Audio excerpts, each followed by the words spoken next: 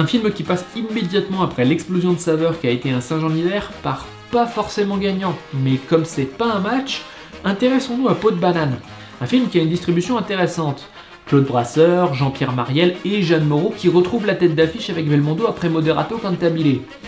Voyons voir si on aura plus d'action dans cette production.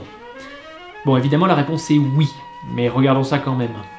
Peau de banane raconte l'histoire d'un quatuor de goujats mené par Cathy, jouée par Jeanne Moreau, Michel, joué par Belmondo et qui se trouve également être son ex-mari, Charlie Beau-Sourire, joué par Claude Brasseur, et Reynaldo l'escroc, joué par Jean-Pierre Mariel.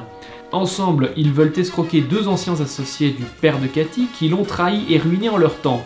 Ils préparent donc un plan farfelu, faire passer Michel pour un ingénieur d'études allemand afin de ferrer l'intérêt du premier et utiliser les gains de ce coup pour attirer l'attention du second qui est millionnaire. Mais l'appât du gain, ça marche dans les deux sens. Et quand un groupe se distingue par le fait que ses membres ont eu des histoires de cœur, la machine peut très vite dérailler.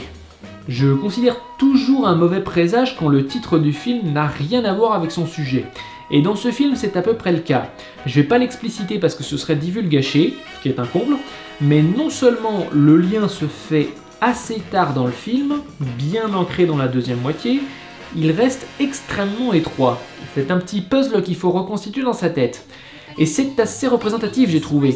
La première moitié n'est pas dénuée de péripéties, mais elle reste plutôt poussive, et c'est après que tout se débride, allant même jusqu'à introduire une pièce de puzzle critique à l'intrigue 5 minutes avant la fin. Ce qui est vraiment curieux, c'est que c'est à ce moment-là, quand la machine s'est pleinement emballée, que le film est à son meilleur jour.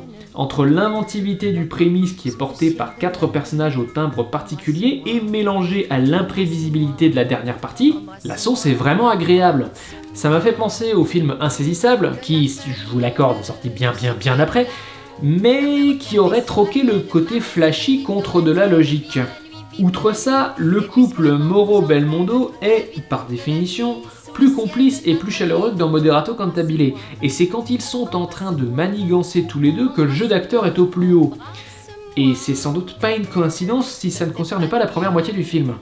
En conclusion, et je me répète sans doute un peu, Peau de banane est un film qui va crescendo. Un début très lent mais qui se laisse porter par les performances individuelles des protagonistes, finit par devenir un chaos ordonné vers la fin et c'est très sympathique. Une bonne surprise, surtout si le couple Moreau-Belmondo vous a marqué dans Moderato Cantabile.